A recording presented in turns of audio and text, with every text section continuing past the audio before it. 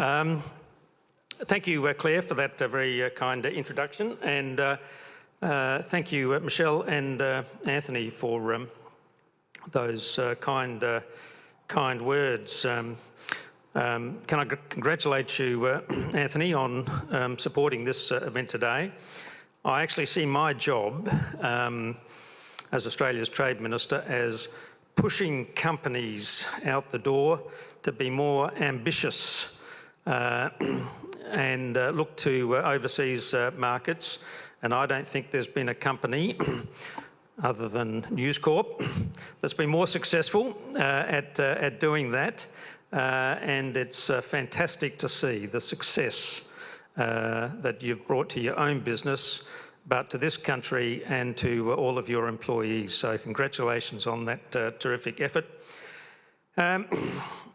I used to like the Formula One when it was in Adelaide. But there we go. Look, it's great to speak with you today, and what a time to be the Australian Trade Minister. Thank you, Quentin, for your contribution, and it's a wonderful story, and I wish you all the best into the future and your family. And of course, I pay my respects to the traditional owners and the elders past, present, and like you, Quentin, emerging. And I'm very pleased to be a member of the Albanese Labor government. When Anthony gave me this job 3 years ago, I didn't realise that this would be the best job that I've ever had in my life.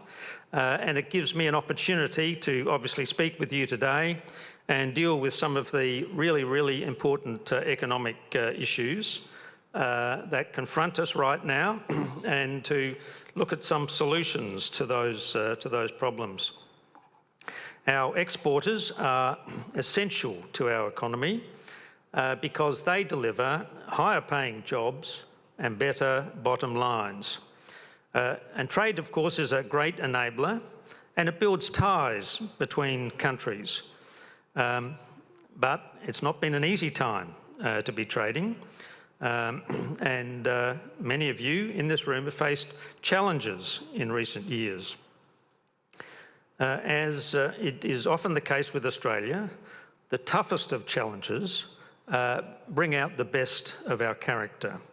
And Australian producers and farmers are the most resilient and adaptable in the world. I've got a little vineyard in the Clare Valley of South Australia. Last couple of years, I watched my neighbours on either side leave their Shiraz grapes on the vines. They've picked them this year. Volumes are down a little bit because of the drought, but they've adapted and they've survived. And I hope now, thanks to getting back into the Chinese market, they're going to prosper. And of course, we have some of the very best farmers with the highest agricultural productivity on earth. And most importantly, and this is one of the reasons I think, Anthony, we've been so successful in doubling that trade that you talked about. We have absolutely the best produce in the world. I was in Fremantle yesterday. Our trade with China in crayfish, the last of the impediments to be removed. We've doubled the highest ever amount of crayfish that we've ever sent into China. And like every product that we've got back into China in recent years, we're now selling more of it than we were before the impediments were introduced. Huge volumes. Our food is clean, it's nutritious, and it's enjoyed by millions of Australian families and billions of people in our region and beyond.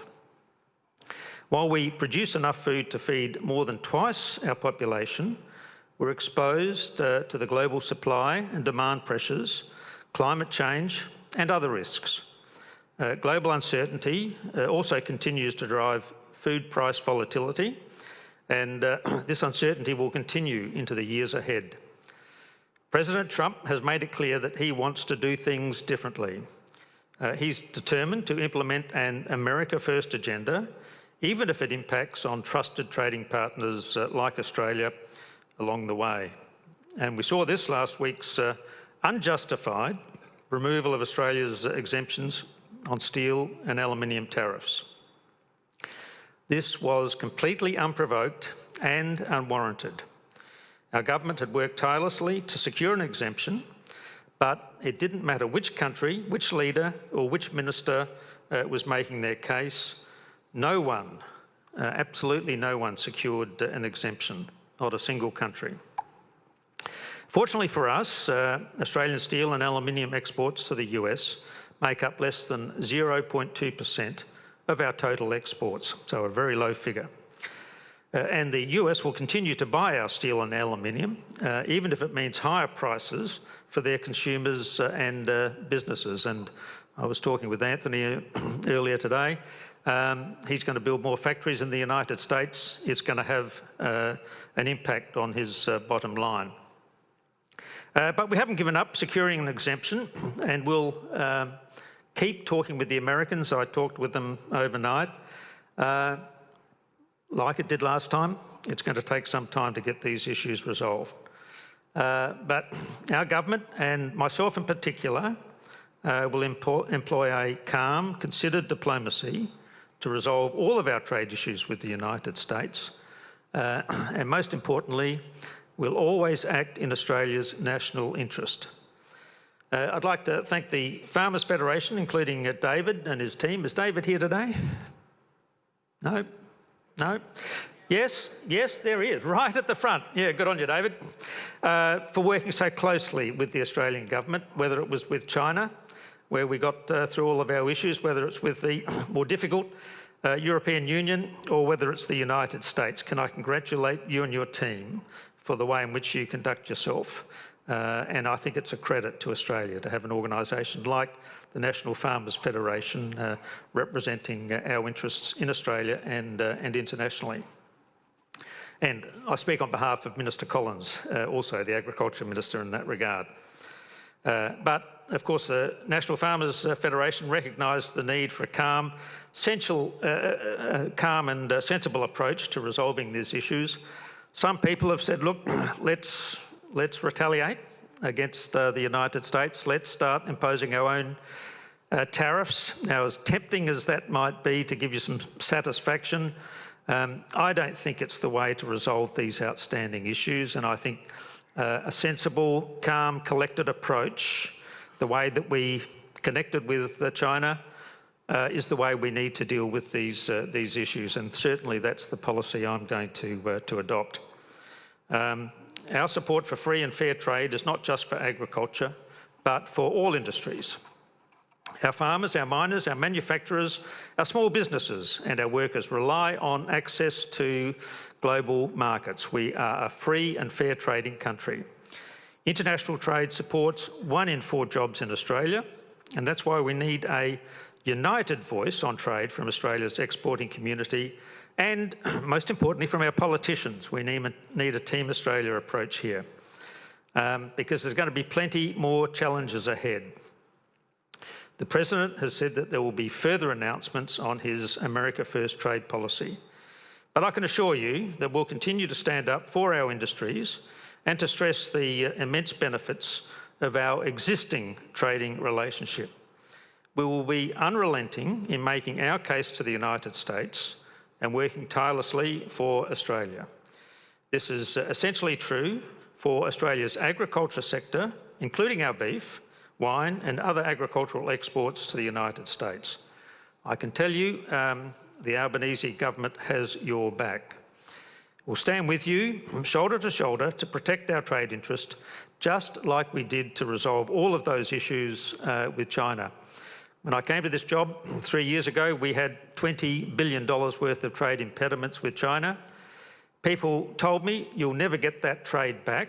Well, we have. Crayfish was the last of them just before Christmas.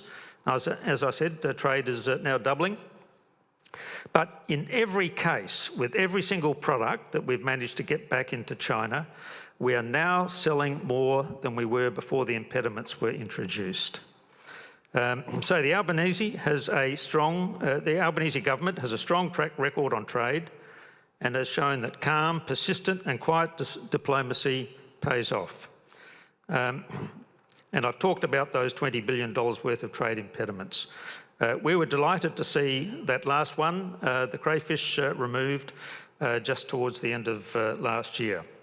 Our approach, working closely with industry, has seen the return of every single product into China. We're also focused on opening new markets for Australian businesses, producers and farmers. Richard mentioned the United Arab Emirates. Think of the United Arab Emirates as the Woolies warehouse of the Middle East. If you can get your products into the United Arab Emirates, and all of our products are going to be going in there tariff-free. Don't tell Donald Trump. All of our products are going to be going into the United Arab Emirates, and that enables us to connect with all of those Middle Eastern countries that surround it. Of course, since coming to government, we've delivered 189 market access achievements for Australian agricultural exporters. We're also working hard to realise the benefits from existing and new free trade agreements. We've implemented a new trade deal with India, and we're close to, let me tell you, we're very close to another trade deal with India to expand and upgrade our agreement. Australian businesses are benefiting from the elimination of 99% of tariffs to the United Kingdom. And of course, that has delivered a doubling of our trade with the United Kingdom. Well, my focus today is on the global trade outlook and the work that we've done in the last 3 years. I also want to talk about the clear path that we have to boost our agricultural sector at home. A re-elected, hopefully, Albanese Labor government will help secure Australian food future with the development of a new national food security strategy, Feeding Australia. And Michelle talked about this earlier. Feeding Australia will be a strategy for all Australians. Through this strategy, we'll identify opportunities to improve supply chain resilience with the goal of minimising price volatility and costs at the checkout. We're also steadfast in our commitments to support industry ambition to grow the agriculture sector to $100 billion in farm gate value by 2030. And it's achievable, We're clear-eyed about the challenges that we face and firmly focused on doing what we can to advance Australia's national interests. Just as we've done over the last 3 years, our government will keep fighting to protect and promote our trade interests around the world for the benefit of all Australians. Thank you for giving me the opportunity, Penny, to speak with you today, and Michelle, and good luck for the rest of your conference.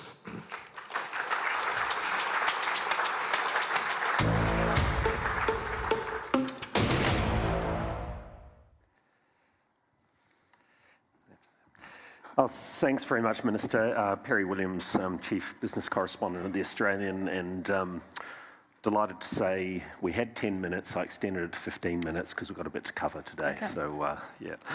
Look, I want to get on to food and agriculture, of course. That's what everyone wants to hear about. But let's start on steel and aluminium tariffs. I just want to work through exactly what happened. The PM obviously requested another call with Trump. That never eventuated. Should you or the PM have got on a plane and gone over to Washington? Look, I think let's go back to how this all started. On the day that President Trump announced that he was going to implement tariffs on steel and aluminium, our Prime Minister Albanese, had a discussion with him. In that discussion, the President, unlike every other country, because of course, in his announcement, the President said there will be no exemptions for any country. I was talking with Mr. Lutnick this morning. He said there'd been 426 exemptions to the last time that the tariffs were increased. So President Trump says no tariffs. He says to the Australian Prime Minister, but we'll give consideration to Australia. Australia was the only country that consideration was given to. As a result of that discussion, we embarked upon a course of action that included 3, perhaps 4 meetings with Mr. Lutnick, and the last meeting with Mr. Lutnick and Mr. Greer. We wanted to get an exemption. We put all of the arguments in favour of Australia getting an exemption, but at the end of the day, we were not successful. But I think the important thing here is no other country was successful, Perry, and it didn't matter whether you had a face-to-face meeting with the President, whether there were more meetings between trade ministers and the Commerce Secretary, or whether there was more discussions with the ambassadors. I think, to be honest with you, the decision was already made that no country was going to get an exemption from those steel and aluminium tariffs. I read overnight the European Trade Minister's comments. He went to America, he met with the Commerce Secretary. He said it was a waste of time. Now, I don't think it is a waste of time, and we're going to continue the discussions over the weekend into next week, because we've actually got a more important challenge now, because, as I said in my speech, steel and aluminium only represent 0.2% of our exports. And I think it's important to understand that when we got an exemption last time, so did Argentina, so did Brazil, so did a whole lot of other countries which we compete with. Okay, our steel now costs, our aluminium now costs 25% more than it did before, but so did theirs, so does theirs. So the playing field hasn't actually changed. What has changed is the costs have gone up for the Americans. It's simply more expensive now for them to buy overseas steel and aluminium. And as much as they would like to think that suddenly the problem is solved, it takes years to build new aluminium production centres, and same with steel mills. So my own view about this, and I'm not downplaying the seriousness of the issues, and I'm not downplaying the efforts that we put in to try to stop this.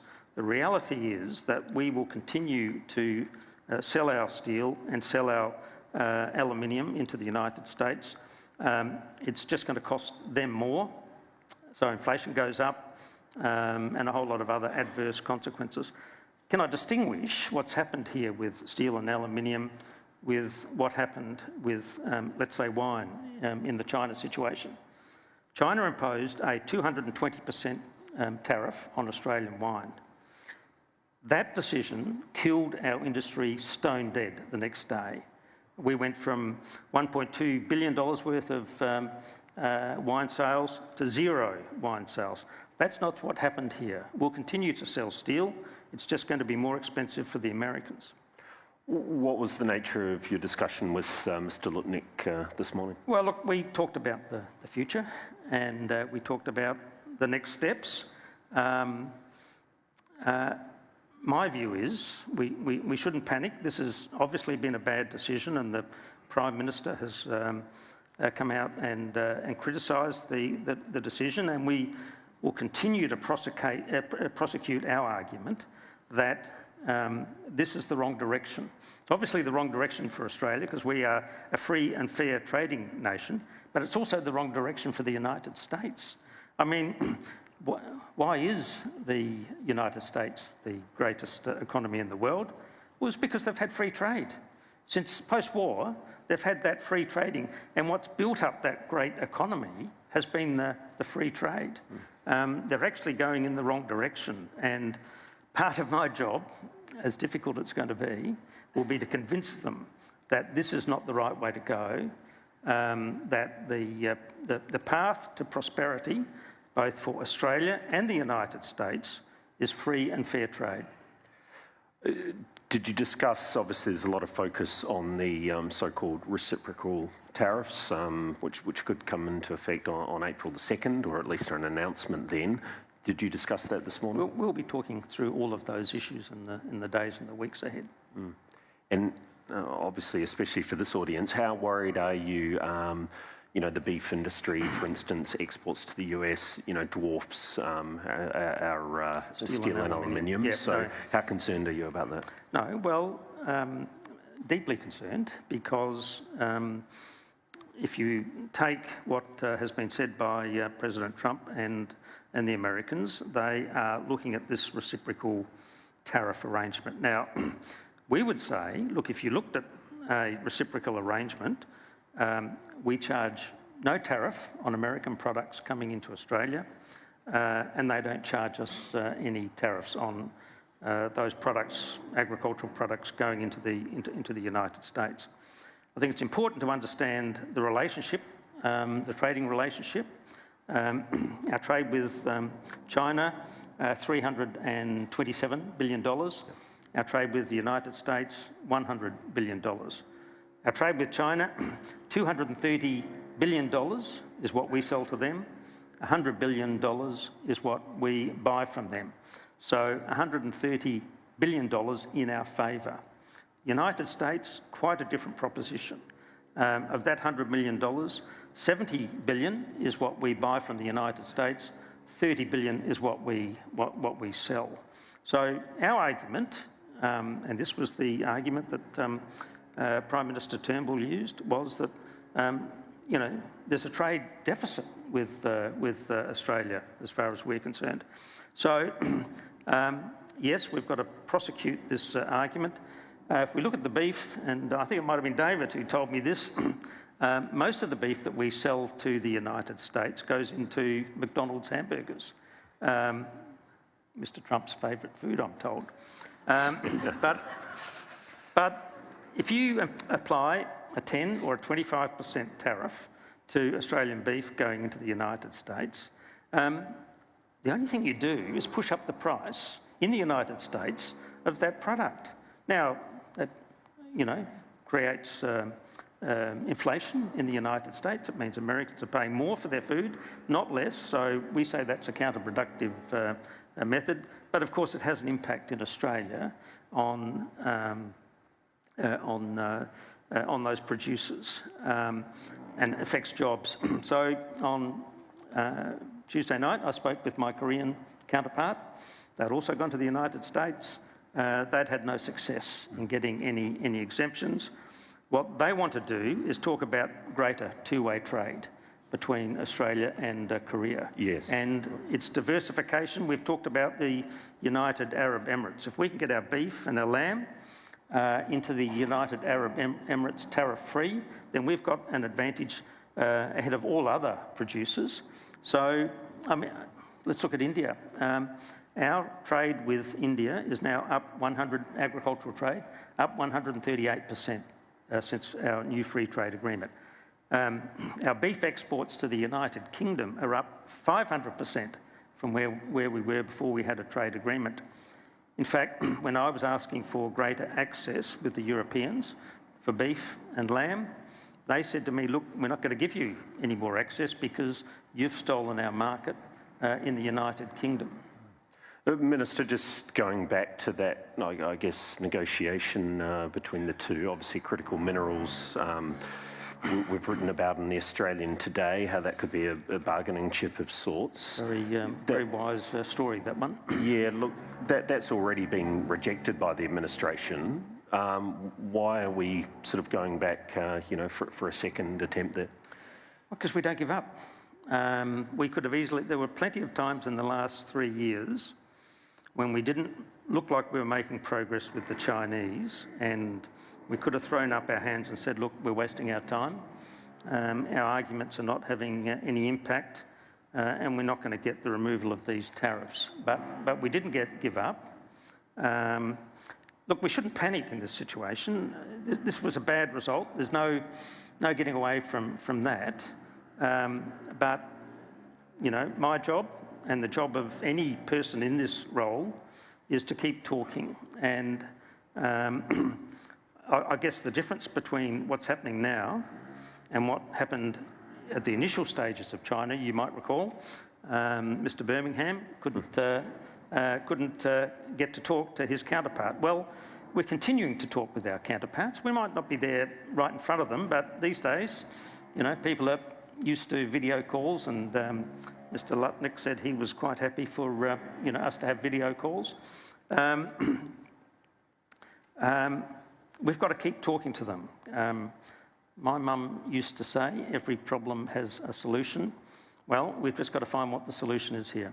And just to be clear, are you seeking an exemption to those April 2 reciprocal tariffs? We're seeking the application of our free trade agreement with the United States. And the application of that free trade agreement means we don't charge tariffs on them and they don't charge tariffs on us. You've got another phone call scheduled on Sunday, I believe, with Jamison Greer. I think that's now changed to, he's requested this morning that we do it on Monday, their time. Well, if you can keep us posted. Okay, yeah. I will. Great. But look, is there anything specific you're looking for in that conversation? Look, my job is to project the best way I can the position of the Australian government and the Australian people. That's the job I've set myself. Will it be successful? Well, the point's been made that you know, Trump Mark II is not the same as Trump Mark I, so it's a more difficult conversation. But if we give up and say, look, you know, these you know, what do they say? Only death and taxes are inevitable, not tariffs.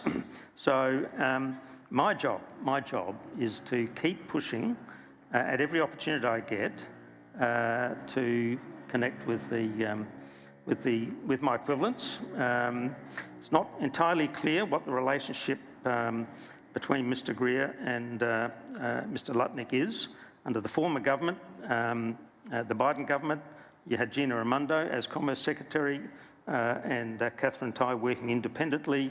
There was a suggestion at the start of the Trump administration that Mr. Lutnick will have a greater role in this trade space. But whoever it is, whether it's Mr. Greer or Mr. Lutnick, we'll keep talking with them. Trump Mark II obviously is a different beast. Are you worried about a bombshell dropping in the election campaign, either from Trump or potentially China? Well, I never predict what might happen with bombshells in the election. I just hope they don't fall on me. Indeed.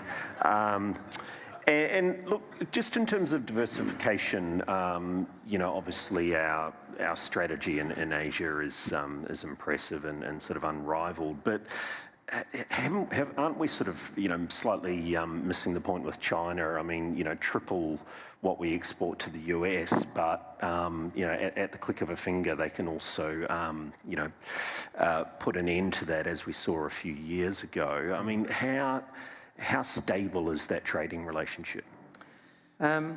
Look, I've had now 9 meetings with my Chinese counterpart. It started with a phone call, then a video conference, and now a series of meetings where he comes to Australia. He's kind enough to come to Adelaide, and I've gone to his hometown of Shanghai. In November, I went up to Shanghai to the world's largest trade meeting. I took 253 Australian companies, particularly food and wine manufacturers. He met with one minister out of all the ministers that were there, and he gave me an hour on a Sunday night ahead of his busiest week. We've established a good, stable relationship. Look, I can't predict, you know, what might happen into the future.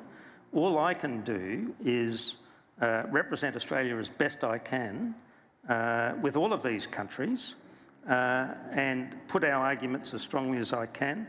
And so far, certainly with the Chinese, United Arab Emirates, India, the Indian Trade Minister came out to my vineyard. I'm told he went back to India singing the praises of Australian wine. Not just my wine, everybody's wine. Look, this is all about relationships. You've got to build those relationships. You've got to trust your judgment. You've got to make value judgments about the people that you're dealing with. And you've got to work out the arguments that are going to best work to represent Australia's interests, and that's what I try and do. Excellent. Well, look, we are out of time, but on that hopeful note, thank you very much, Senator Farrell, for your time. Please join me in thanking the Minister. Thank you.